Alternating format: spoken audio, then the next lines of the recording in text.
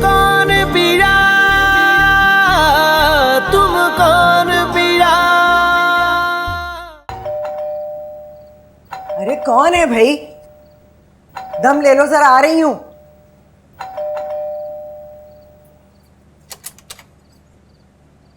क्यों रे लड़के, तूने मेरी बेटी को इतना सस्ता और बेमोल समझा हुआ है? साल भर तूने उससे इश्क लड़ाया, अपना दिल बहलाया, और अब मंगनी किसी और से करे और तैयारियां करे शादी की। अरे वाह, तुम जैसा फ्रॉडिया तो मैंने देखा ना सुना। और तुम जैसी बेशर्म और बेहया माँ बेटियां ना मैंने देखी ना सुनी। अरे दीदों का पानी मर गया फाखरा, जो बेटी को लिए गली मोहल्ले के घरों में घुसी चली जा रही हो। लड़की ना हुई छाबड़ी हो गई। वो नाम की शराफत, खबरदार जो मेरी बेटी के लिए उल्टा सीधा तुमने बोला। ठेले और छाबड़ी वाले तुम मनहूस लोग हो गए, हम तो इज्जतदार और खानदानी लोग हैं। हाँ वो तो नजर ही आ रहा है कि कितनी इज्जतदार और खानदानी हो तुम। तो बेटी को लिए क्यों फिर रही हो? इस खबीस का मुंह तोड़ने के लिए कसम खुदा का मेरी बेटी को दिल बहलाने वाला खिलौना समझा है। बाहर निकल के माँ के पीछे छुप रहा है। हाँ, मैं तुझे जिंदा नहीं छोड़ूंगी। मैं देखती हूँ इसको ये कहीं और शादी कैसे करता है। अरे होगी इसकी शादी बड़ी धूमधाम से होगी और दुनिया देखेगी।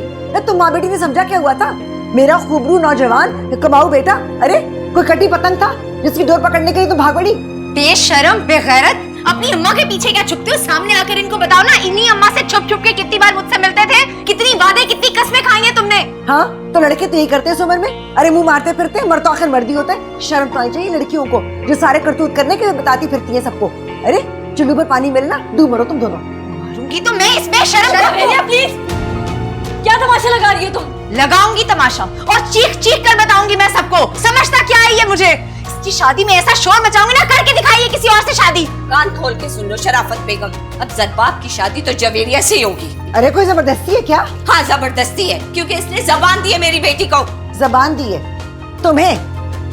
जबान वो होती है जो मैंने दी है लड़की वालों को। और सिर्फ जबान ही नहीं, अंगूठी पहनाकर आई हूँ मैं उसे। बारात लेकर जाऊंगी अपनी बेटी की धूमधाम से। हाँ, तुम दोनों माँ बेटियां जो कर सकती हो ना, कर गुजरो। ठीक है शराफत, देख लूंगी तुम माँ बेटी को। चलो जवेरिया। ये गीदड़ भपकिया ना किसी और को देना। सारा मोहल्ला मुझे जानता कि मैं चीज क्या हूँ। आइंदा मेरे दरवाजे पर आई ना, सर फोड़ दूंगी दोनों का। देख लूं ये क्या समझती है मुझे, मैं इसको बताती हूँ मैं क्या है ये। अब बाहर ही रहना। हाँ।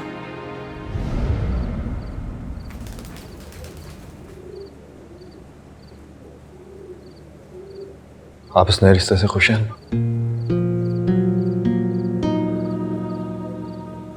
बाबा खुश हैं, मेरे लिए यही काफी है। आप अगर मेरा साथ दें तो मैं दुनिया के आखिरी शख्स से भी लड़ सकता हूँ। हिलमा, मैं उन लोगों में से हूँ जो अपने हक के लिए लड़ना जानते हैं। और मैं उन लोगों में से हूँ जो दूसरों की खुशी के लिए अपने हक से खुशी खुशी दस्तबरदार हो जाते हैं। मेरे लिए मेरी बाबा की खुशी से बढ़कर और कुछ नहीं है, आपकी मोहब्बत भी नहीं। मुझे पीछे हटने को कह रही हैं? मैं पीछे हट चुकी हूँ। बीच भंवर में डाले ना, आर रही ना पार गई। ठीक है, कुछ इश्क की मौत आपके फैसले का एहतराम करता हूँ।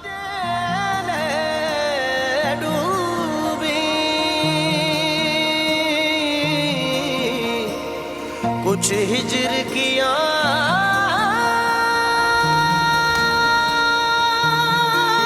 मार गई।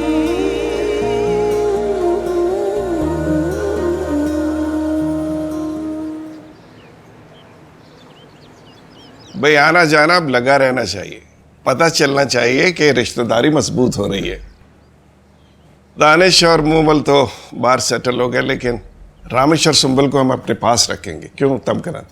मैं तो बच्चों के साथ जोर जबरदस्ती की कायल ही नहीं हूँ। जहाँ रहना चाहते हैं हंसी खुशी रह सकते हैं। आप फिक्र ना करें, सुंबल को बस मुल्क से बाहर घूमने का शौक है, लेकिन रहना तो वो पाकिस्तान में ही पसंद करती है। और मैं भी नहीं चाहता कि सुंबल मुझसे दूर हो। तमकनत, बाकी मामलात भी तय हो जाने चाहिए। नेक काम में देर नहीं होना चाहिए। रामेश कहाँ है? उसको भी बुलाएं, ताकि बच्चे आपस में बैठ के तो बात कर सकें। आ गया रामेश। हाय रामेश, हाउ आर यू? आओ बेटा आओ। बैठो, अभी तुम्हारी बातें हो रही थी। मैं जानता हूँ मेरी बातें हो रही थी, और क्या बातें हो रही थी ये भी जानता हूँ। अंकल, फिलहाल मेरा शादी का कोई इरादा नहीं है, और मैं ये भी नहीं जानता कि मैं शादी करूंगा भी कि नहीं। आप लोग बहुत अच्छे लोग हैं, बहुत इज्जत करता हूं मैं आपकी, इसीलिए मैं चाहता हूं कि मैं आपको किसी धोखे, किसी गलतफहमी में नहीं रखूं। माँ बाप अपनी औलाद के लिए हमेशा बेहतरी चाहते हैं,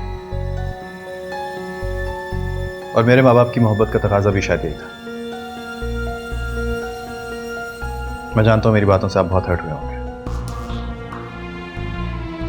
I'm sorry for that.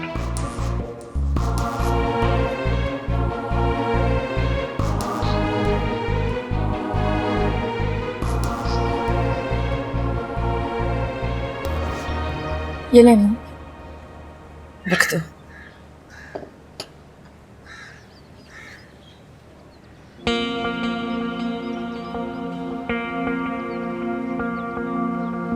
अस्सलाम वालेकुम। वालेकुम अस्सलाम। मीरा, आओ बैठो। अरे शराफत बहन, सब खैर तो है? सवेरे सवेरे ही पैगाम पहुंचा दिया। हमीदा, तुमसे ज़रूरी बात करनी थी एक। हाँ हाँ बोलें, क्या बात है? तुम लड़की वालों से कहो कि हमें ज़रबाब की शादी 10-15 दिन में ही करनी है। हाय, 10-15 दिन में शादी? अरे ये तो हथेली पर सरसों जमाने वाली बात हो गई शराफत बहन। इस कदर उजलत में तो लड़के की बरी तैयार करना भी मुश्किल है, और फिर ऐसी कौन सी मुश्किल आन पड़ी है? आप कल ही तो महीने 1.5 महीने की बात कर आई हैं। अरे क्या बताऊं मैं हमीदा, कपड़ा उठाओ ना तो अपना ही जिस्म बेपर्दा होता है। बस तुम उन लोगों से बात तो करके देखो ना, देखो तो सही कि वो क्या जवाब देते हैं। हाँ ठीक है, मैं बात करती हूँ, लेकिन अगर उन्होंने जल्दी की वजह पूछी तो क्या जवाब दूंगी? अरे कह देना कि ज़रबाब के रिश्ते के लिए कुछ लोग दबाव डाल रहे हैं। उनके दबाव से निकलने के लिए मैं चाहती हूँ कि शादी जल्दी हो जाए। पहली बच्ची है उनकी, समझदार लोग होंगे तो पूरी तैयारी करके रखी होगी। तुम बात तो करके देखो, पूछो तो सही उनसे। हाँ ये तो है। तुम यहाँ खड़ी हुई चुप पर क्या सुन रही हो? ये बात यहाँ से बाहर नहीं निकलनी चाहिए, ज़रबाब के कानों तक भी नहीं पहुंचनी चाहिए। आ गई ना समझ? जी।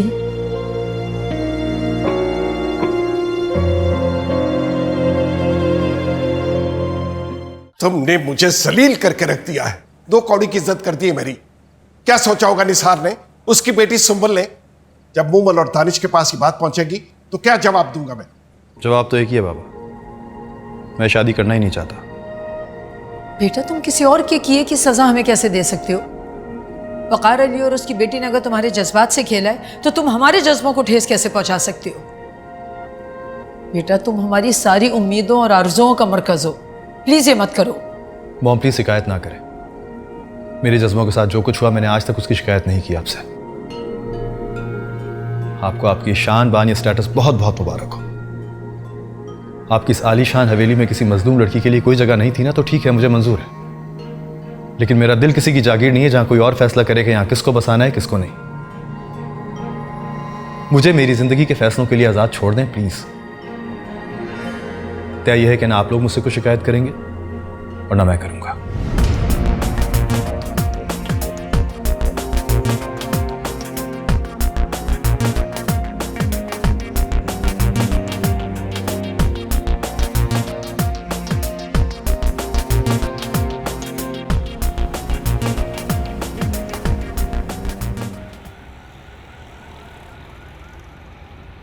शुक्रिया वकार, हम तुम्हारे एहसानमंद हैं कि तुमने हमें झमेले में पड़ने से बचा लिया।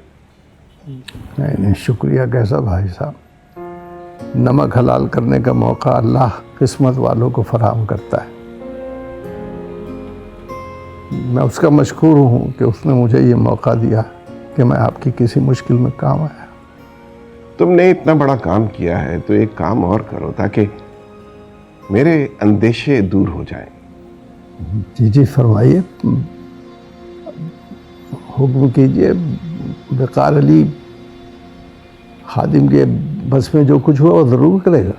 इल्मा की निस्बत तय हो चुकी है, अब जल्दी से उसकी विदायगी कर दें। आप फिक्र न कीजिए भाई साहब, उसकी निस्बत जहाँ हुई है शादी भी वहीं होगी। दरअसल लड़के वाले कोई महीना 1.5 महीना मांग रहे थे। नहीं वकार अली, 1.5 महीना बहुत ज्यादा है। तुम उसकी शादी इसी हफ्ते करो। भाई साहब मैं पैसों की परवाह मत करो, शादी का सारा खर्चा मैं उठाऊंगा और इतनी धूमधाम से शादी करूंगा कि दुनिया देखती रह जाएगी कि कहां वकार अली और कहां। भाई साहब, मैंने अपनी बच्ची के लिए सभी कुछ जमा कर रखा है। मैं नहीं चाहता दुनिया वाले ये कहें कि वकार अली के पास इतना पैसा कहां से आ गया। मैं अपनी बच्ची की शादी अपनी हैसियत के मुताबिक करूंगा।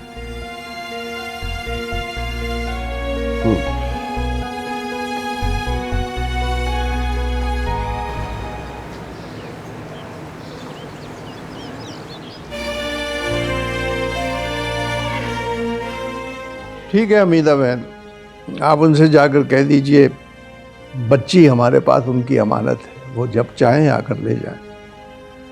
और अगर उन्हें बहुत जल्दी है तो यूं ही सही, शायद ये उजलत हमारे भी किसी काम आ जाए।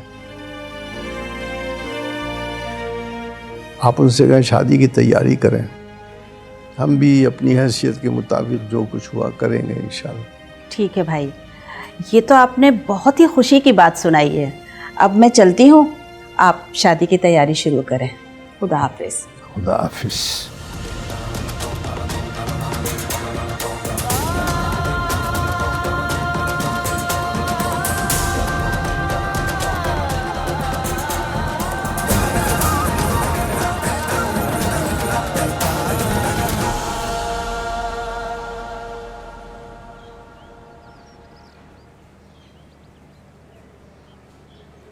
आप लोग बहुत अच्छे लोग हैं, बहुत इज्जत करता हूँ मैं आपकी। इसीलिए मैं चाहता हूँ कि मैं आपको किसी धोखे, किसी गलतफहमी में नहीं रखूँ।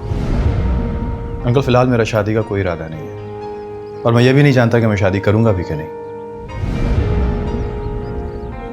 माँ बाप अपनी औलाद के लिए हमेशा बेहतरी चाहते हैं और मेरे माँ बाप की मोहब्बत का तकाजा भी शायद ये था।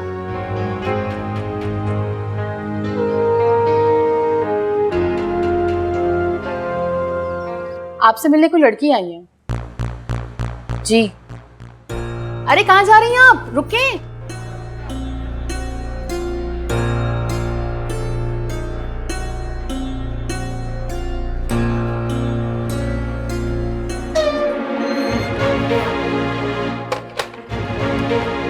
चवेरिया, तुम यहाँ? हाँ मैं, चलो मेरे साथ। कहाँ जाना चवेरिया? जहाँ मैं कहूँ वहाँ। लेकिन चवेरिया। चलते हो, यहाँ मैं शोर मचाऊं। चलो।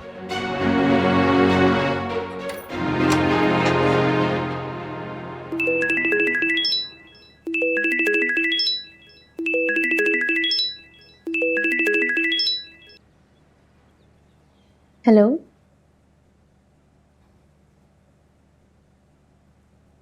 अपिया, रामेश भाई आपसे बात करना चाह रहे हैं।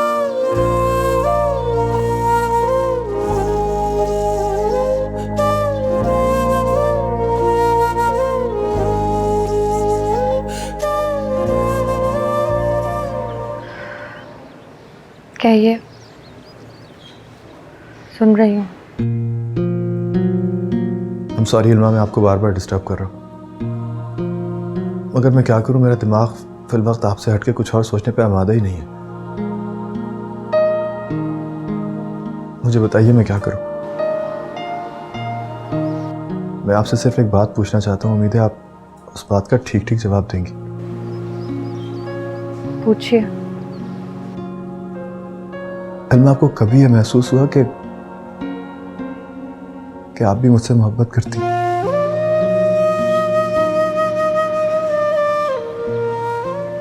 सवाल जवाब के रास्ते खुल जाते ना,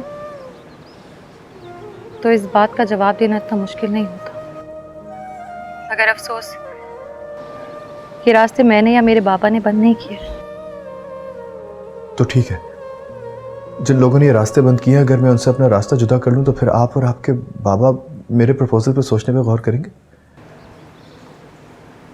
मैं अपने बाबा को अच्छी तरह से जानती हूँ। वो कभी भी इस बात पर राजी नहीं होंगे। जिस तरह आप मुझसे बात कर रहे हैं ना, इसी तरह आपके बाबा ने मेरे बाबा से बात की थी, पर मेरे बाबा आपके बाबा की बात का मान रख चुके। मेरे लिए मुमकिन नहीं कि मैं आपका मान रख सकूं। तो आपकी नज़र में मेरी मोहब्बत, मेरा वजूद, मेरे बढ़े हुए हाथ की कोई कदर, कोई अहमियत नहीं है? आपकी मोहब्बत मेरे लिए एक एहसास है, लेकिन मेरे बंधे हुए हाथ आपके बढ़ते हुए हाथ के आगे बेबस है। क्या इससे ज्यादा भी मुझे कुछ और कहने की जरूरत है? मोहब्बत में बड़ी ताकत होती है अल्मा। ये बड़े से बड़े बंद खोल देती है। ये इतनी ताबनाक होती है कि बारीक से बारीक गिरा भी नजर आ जाती है, जिसको बज़ाहिर खोलना बहुत मुश्किल होता है।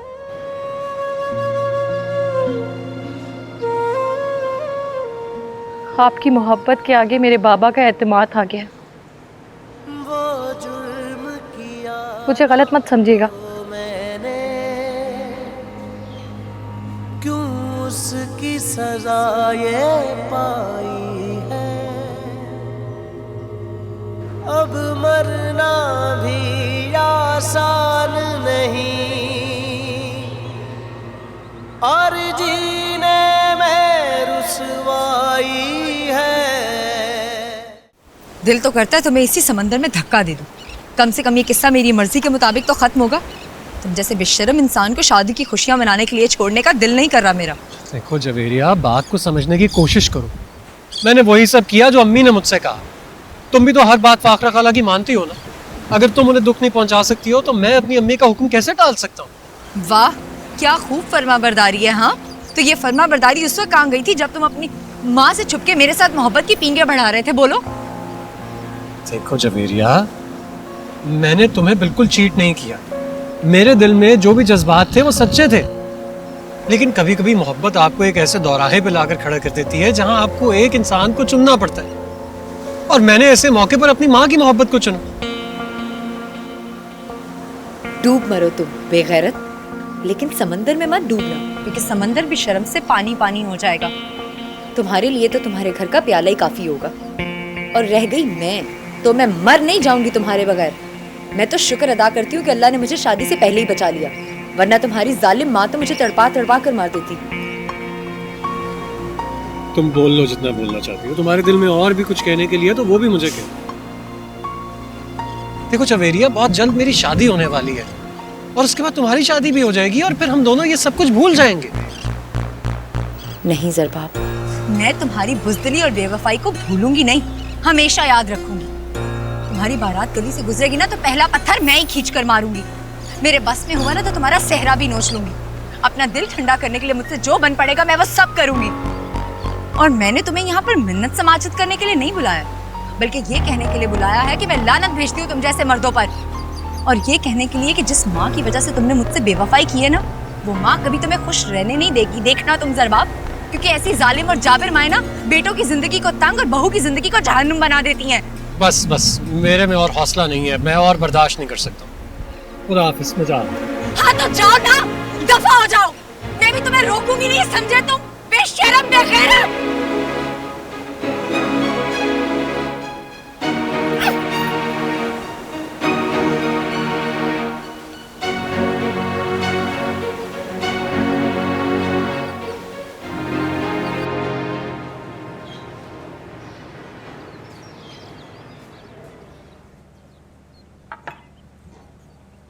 रमेश भाई से क्या बात हुई आपकी? अपिया, मैं जानती हूँ कि उन्होंने आपसे क्या कहा होगा, मैं फिर भी आपका जवाब जानना चाहती हूँ।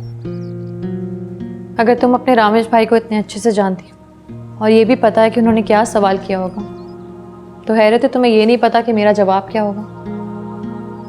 बाबा आपके साथ ठीक नहीं कर रहे, और वो रामेश भाई की बराबरी हरगिज नहीं कर सकता। रामेश भाई बहुत अच्छे हैं, हम सबके साथ मुखलिस और आपको बेइंतहा मोहब्बत करते हैं अपिया। आपको क्या लगता है कि उनसे बढ़कर कोई आपसे मोहब्बत कर सकता है, कोई चाह सकता है आपको?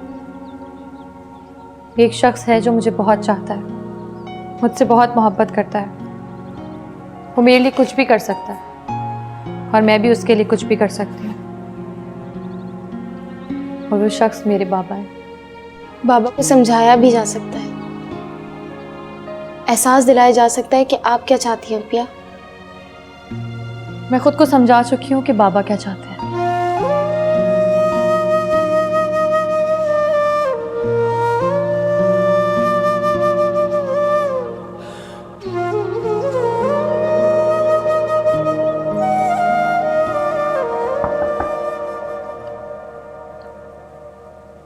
रामेश बेटा, क्या बात है? तुमने अपने को इस कमरे की 4 दीवारी तक महदूद कर लिया है? नहीं माँ, मैं तो खुद अपने वजूद की 4 दीवारी में कैद हूं। दिल चाहता है ना कोई पुकार हो ना कोई दस्तक। देखो बेटा, जो कुछ भी हुआ उसमें मेरा या तुम्हारे बाबा का क्या अमल दखल है? और तुम अपने इस रवैये से हमें हमारी किस गलती का एहसास दिलाने पर मुसिर हो? आप अच्छी तरह जानती है मॉम कि मैं किस बात पे गमज़दा हूं। मेरा रवैया किसी को सजा नहीं दे रहा। वो तो खुद अपने आप से एहतजाज कर रहा है कि मैं यहाँ क्यों और किस लिए हूं। मेरी ख्वाहिश, मेरी मर्जी का इस बात में कितना अमल दखल था कि मैं यहां पैदा हुआ। मेरी जिंदगी में मेरी ख्वाहिश का ना अमल दखल पहले था ना आज है। कितने अफसोस की बात है ना, इतने बड़े बिजनेसमैन का बेटा होते हुए भी मैं आज तक ठीक से कोई सौदा नहीं कर पाया। आपको कितनी शर्मिंदगी होती होगी ना सोच के। मुझे भी बहुत शर्मिंदगी होती है कि रामेश हसन, सैयद मुजफ्फर हसन का बेटा, अपनी जिंदगी के सबसे बड़े मामले में कितना बड़ा नुकसान उठा बैठा। धोखा खा गया। लेकिन कोई बात नहीं, ये धोखा मैंने किसी और से थोड़ी, अपनों से ही तो खाया है।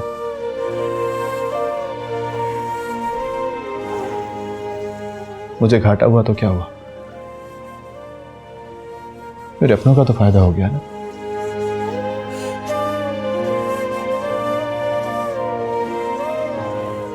मुझे किसी के रवैये से कोई शिकायत नहीं है मां। बस आपसे एक छोटी सी रिक्वेस्ट है,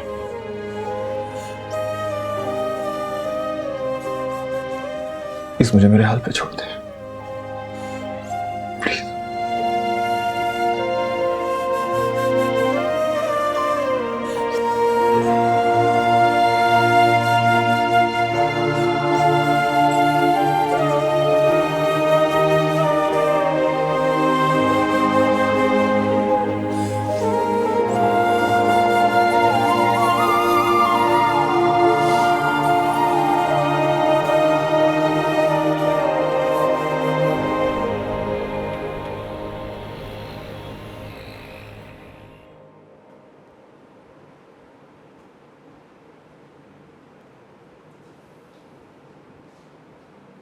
अरे वाह, क्या जबरदस्त चीज है।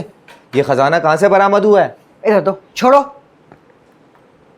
जिंदगी भर की जमा पूंजी है मेरी, ये कोई खेल का सामान नहीं है। और तुम कहां से आदम के इस वक्त? अगर मेरा आपको आना बुरा लगता है तो मैं वापस चला जाता हूं, या फिर आपके इस खजाने का दीदार कर लिया, बात बुरी लग गई आपको? कमबख्त, तुम ही लोगों के लिए संभाल कर रखा हुआ है, कब्र में लेकर नहीं जाऊंगी मैं। अम्मी जी, मैंने सुना है कि इंसान के मरने के बाद उसका जमा किया हुआ सांप और बिच्छू बन जाता है और उसी की कब्र में उसे डस लेता है। क्या बकवास कर रहे हो तुम? ये सब कहने का क्या मकसद तुम्हारा? अम्मी ले लीजिए। कितने बेटा? पूरे 1.5 लाख। ठीक है, ये मैं रख लेती हूँ। तुम सोबिया से कहो कि तुम्हें खाना गर्म करके देते। नहीं, मुझे भूख नहीं है, मैं बस सोने के लिए जा रहा हूँ। बेटा, खाली पेट नहीं सोते, सेहत के लिए बुरा होता है। मैंने अलग से निकाल कर रखा है सालन तुम्हारे लिए, खा लो। अम्मी, मैंने कहा ना मुझे भूख नहीं है। अगर रात में भूख लगी तो खुद ही उठ के खाना गर्म कर लूंगा। ठीक है बेटा, आराम करो जाके। वाह, किस कदर ख्याल रहता है आपको अब इस साहबजादे का। मुझसे तो कभी इस तरह मोहब्बत से आपने बात नहीं की। एक ही कोख से एक ही तकलीफ बर्दाश्त करके तुम दोनों को पैदा भी किया, बड़ा भी किया है। मुकाबला करना है तो इस बात से करो कि उसका रवैया और सलूक क्या है मेरे साथ। जिस अंदाज और लहजे में तुम मुझसे बात करते हो, ज़रबाब ने कभी नहीं की मुझसे। अच्छा अम्मी जी, मुझे ये बताएं पैसे कहाँ से आए, किसने दिए आपको? हमें तो यहाँ पाई पाई के लिए तरसाया जाता है। ज़रबाब ने कर्जा लिया है अपने दफ्तर से शादी की तैयारियां करने के लिए। और कुछ पूछना है तुम्हें? जलन, हसद, गुस्सा इस कदर पता नहीं कहां से आ गया तुम में। आप ही में से आया है, और कहां से आएगा? मुझे 1000 रुपए दे दें। दफा हो जाओ यहां से।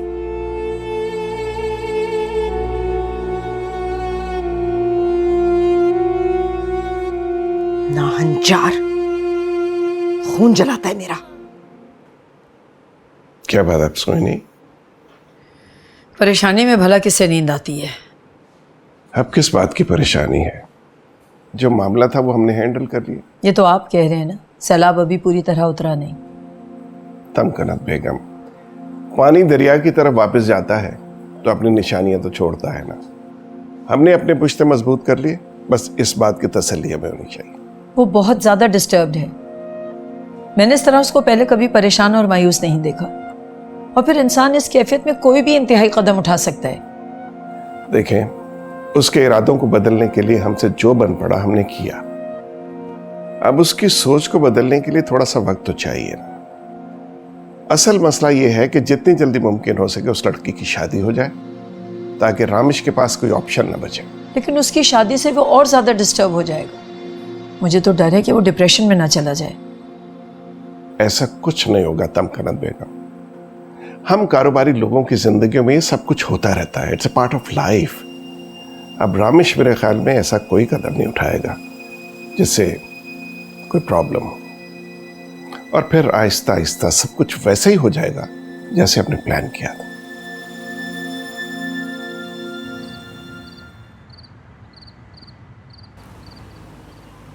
जिस तरह आप मुझसे बात कर रहे हैं ना, इसी तरह आपके बाबा ने मेरे बाबा से बात की थी। तो मेरे बाबा आपके बाबा की बात का मान रख चुके हैं। मेरे लिए मुमकिन नहीं कि मैं आपका मान रख सकूं।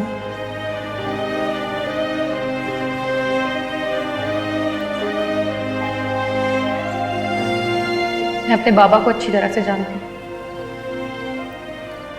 वो कभी भी इस बात पर राजी नहीं होंगे।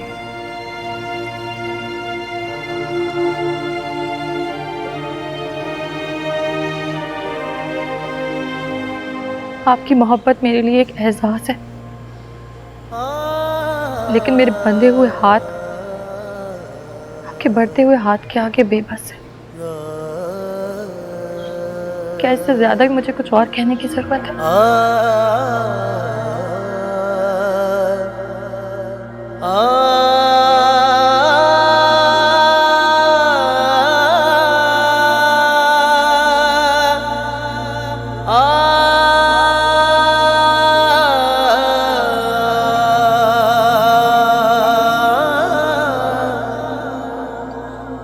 तुम्हें इल्मा ने यह सब कुछ कहने के लिए भेजा है? नहीं बाबा, ये सब कुछ मैं अपनी सोच के मुताबिक कह रही हूँ। वो लोग इल्मा आपी के काबिल नहीं है। बस एक लफ्ज भी आगे न कहना। मैं इल्मा का बाप हूं और मैंने जो कुछ किया है वो उसके लिए बहुत मुनासिब सोच समझ कर किया है।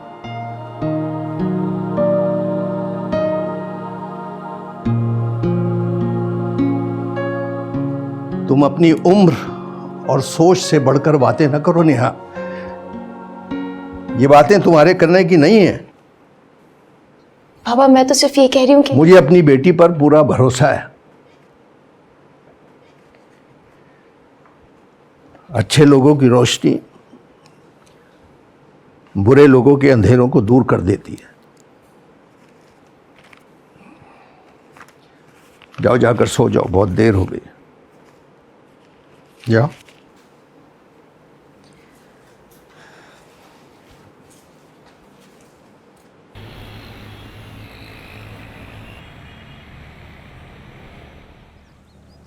बहुत मामूली सा ससुराल मिला है भाई को। लोग तो अपने ड्राइंग रूम पर मेहनत कर ही लेते हैं, लेकिन इन्होंने ऐसा तकल्लुफ भी नहीं किया। चुप हो जाओ, कोई सुन लेगा तो? सुन लेगा तो क्या हो जाएगा, लड़के वाले हैं हम लोग, बातें तो बनेंगी ना। बातें बनाना लड़कों वालों का काम होता है। वो मैंने इल्मा से कह दिया है, वो अपना नाप का जोड़ा लेकर आती होगी। अच्छा, एक चूड़ी और अंगूठी भी कह दीजिएगा। जी, आप दरबाब मियाँ के छोटे भाई हैं, आपसे पहले मुलाकात नहीं हुई। जी छोटा हूँ ना, छोटे वाला कौन से गिनती में शुमार होते हैं, जब तक उनसे कोई काम ना आन पड़े, जैसे कि आज आन पड़ा। अरे नहीं, छोटे तो बहुत प्यारे होते हैं। आपसे किसने कह दिया कि गिनती में शुमार नहीं होते? अच्छा, अब हम चलते हैं, बहुत देर हो गई है। वो अम्मी ने कहा था कि नाप बाहर से ही लेकर आ जाना, शादी की तैयारियां चल रही हैं तो वक्त बहुत कम है। जी जी। इल्मा, इल्मा बेटा आ गई। अस्सलाम वालेकुम। वालेकुम सलाम। वालेकुम अस्सलाम। बेटी, ये दरबाब मियाँ के छोटे भाई हैं, आरिफ, पहली बार आए हैं हमारे घर। चलें सोबिया?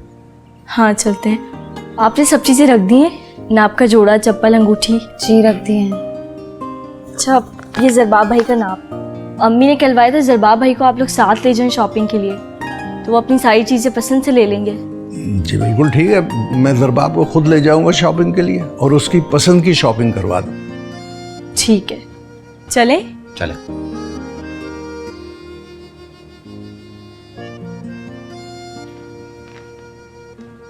जी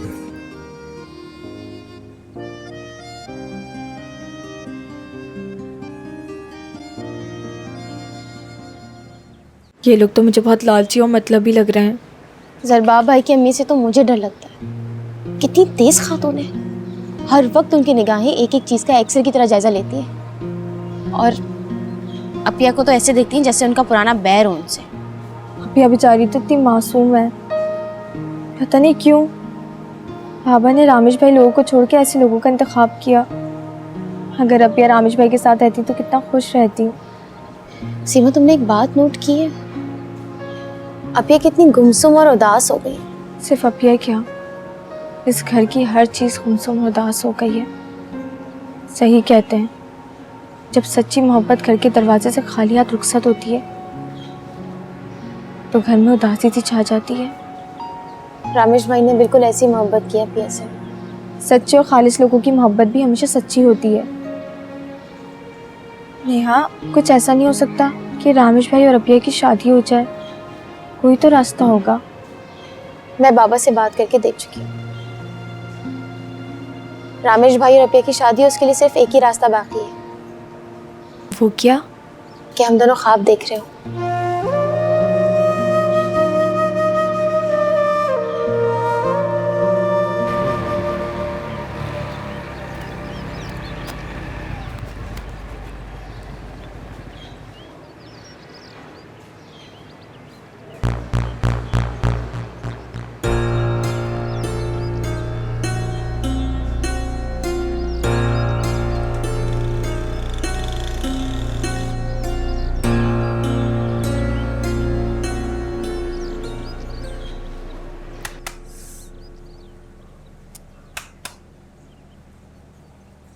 आरिफ को लोग पसंद नहीं आए। क्यों? ये लो। कह रहा था मामूली से तो लोग हैं, अम्मी ने खामखा जल्दबाजी कर दी। हाँ, तो मैंने कुछ गलत तो नहीं कहा। बंदे का ससुराल कुछ हाईफाई होना चाहिए, किसी से इंट्रोड्यूस कराते हुए आपको शर्मिंदगी तो ना हो। और ऐसा ससुराल भी ना हो कि लड़की घर आकर बात बात पे हमें शर्मिंदा करती फिरे। मैंने कोई जल्दबाजी में फैसला नहीं किया, सोच समझ कर किया है। लड़की लाखों में एक है। हाँ, घर वाले थोड़ी कम हैसियत के तो क्या हुआ, हमें लड़की से गर्ज है, घर वालों से नहीं।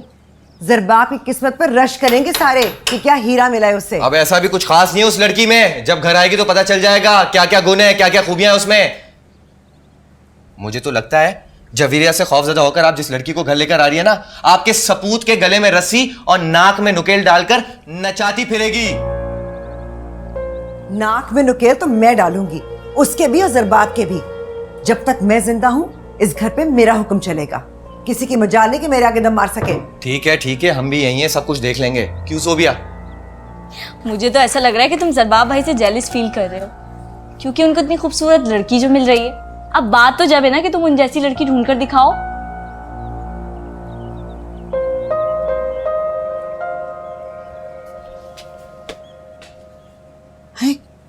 जरबाब, ये क्या हुआ? ये वो बाइक स्लिप हो गई थी। अल्लाह खैर करे, चोट तो नहीं आई? नहीं, चोट तो बिल्कुल नहीं आई, बस ये थोड़ा सा गंद लग गया था, मैंने साफ कर लिया।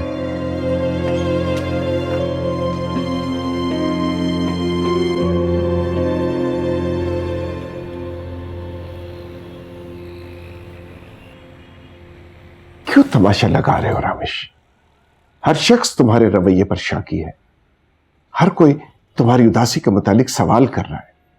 बाहर दानिश परेशान है, घर में तुम्हारी मां को एक पल करार नहीं है, मैं यहां बेचैन हूं। आखिर क्या है ये? आपने सबका जिक्र किया बाबा, मेरा जिक्र नहीं किया। आपको मेरी बेचैनी, मेरी परेशानी, मेरे रज़कों की कोई फिक्र नहीं है? मैं तुम्हारी तरफ से गाफिल नहीं हूं। मैं भी किसी गफलत का शिकार नहीं हूं बाबा। मैं अच्छी तरह जानता हूं कि मेरे बाबा ने जो भी कुछ किया है वो मेरी मोहब्बत में नहीं बल्कि अपने ज़ाती मफाद और शान शौकत के लिए किया है। जिस वक्त मेरी उम्र मेरे मकाम को पहुंचोगे उस वक्त मेरी पोजीशन, मेरी सोच को ठीक ठीक समझ पाओगे, लेकिन उस मकाम तक पहुंचने के लिए तुम्हें बहुत वक्त चाहिए। वक्त कभी कभी एक ही जस्ट में बहुत बड़ा फासला तय कर लेता है बाबा। मैं भी वहां जा पहुंचा हूं जहां आम हालात में तसव्वुर भी नहीं कर सकता था पहुंचने का। इसलिए प्लीज आप मेरी सोच तक पहुंचने की कोशिश ना ही करें तो बेहतर है। मैंने मामा को भी कहा था और आपको भी कह रहा हूं कि प्लीज मुझे मेरे हाल पे छोड़ दें। साफ साफ क्यों नहीं कहते कि तुम मुझे और अपनी मां को ब्लैकमेल कर रहे हो, अपने रवैयों की मार मार के हमें झुकाना चाहते हो। मैं आपको क्या ब्लैकमेल करूंगा बाबा? अफसोस ये फन तो मैंने आपसे सीखा ही नहीं। रामेश, आओ वकार अली, कोई काम? सर ये मेरी बेटी की शादी का कार्ड है। इल्मा की शादी का कार्ड? जी भाई बहुत बहुत मुबारक हो हमारी तरफ से तुम्हें। भाई साहब आप तशरीफ लाएंगे तो बड़ी खुशी होगी। क्यों नहीं वकार अली, हम जरूर आएंगे और अपनी बेटी को अपनी दुआओं के साए तले रुखसत करेंगे। शुक्रिया, आप भी आइएगा रामेश बाबा।